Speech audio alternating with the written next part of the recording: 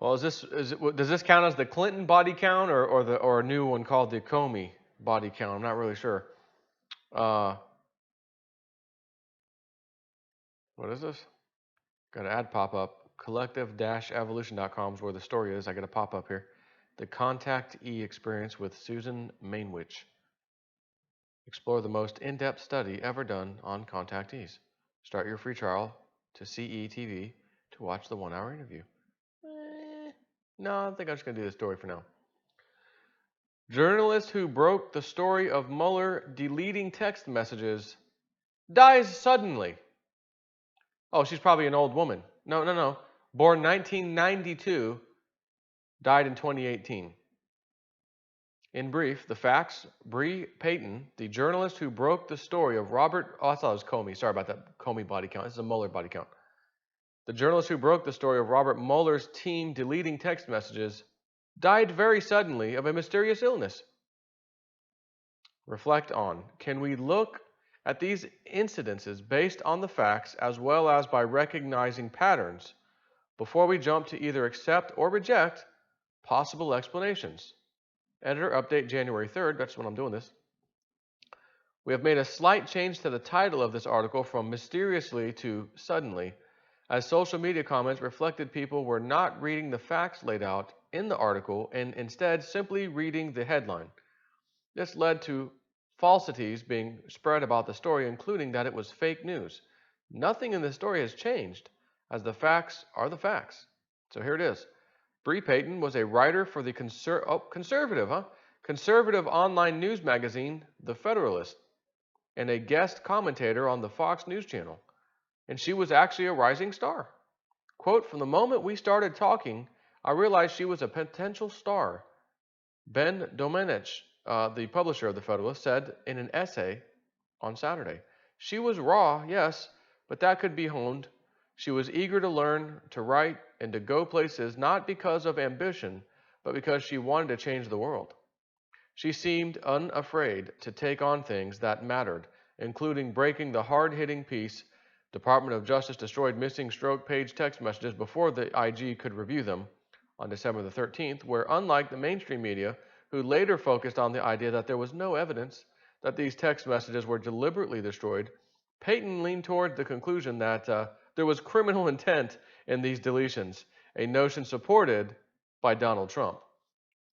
And then she died suddenly on Friday in San Diego.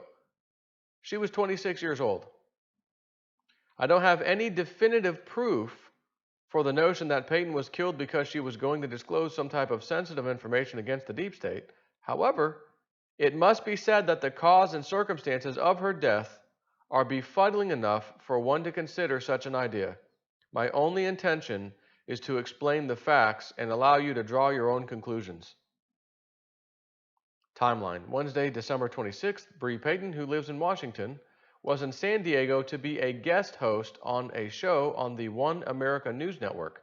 Her last tweet was announcing to followers that they could see the show broadcast, quote, right now, and responding to one follower who was watching it. So as of Wednesday night, all was well with Bree. Thursday, 27th, Bree was staying with good friend Morgan Murtaugh. While in San Diego, Morgan found Payton unconscious in her bed around 8:30 a.m., as disclosed in this tweet. Morgan says, 24 hours ago, I found my friend unconscious and called 911. She's been in a coma since and really needs a miracle right now. Please, if you're religious at all, send prayers this way. We need them. Friday, December 28th. By Friday morning, Bree had passed away. This webpage for Bree on the Caring Bridge website, which appears to be a site that gives updated information on people who are in a hospital, seems to be where Bree's death was first announced. This was the page that Murtaugh had referred to in her tweet above, although at the time she tweeted it, it had obviously not declared that Bree had passed away. There is no way of checking what it had said at the time because, unlike Twitter, this website only shows the latest update. Currently, it reads as follows. Around 8:30 on December 27th, Bree's friend went into her room and found her unresponsive and barely breathing. She immediately called 911, and Bree was taken to the hospital, where she was admitted to the ICU, sedated and intubated. And doctors began working up a diagnosis. After a CT scan and hours of testing, they have determined she has the H1N1 flu and meningitis. George stayed at the hospital with her in San Diego for a long time, but her condition worsened and worsened. She fought her illness with strength, but passed on December 28, 2018. She will be survived by her 4 siblings and parents. She fought strong and lived a life worth noting in the books. We are so incredibly honored to have known this wonderful human being. So goes on, something just doesn't seem right. Trying to put some pieces together here, Morgan never mentioned noticing anything wrong with Bree on Wednesday night.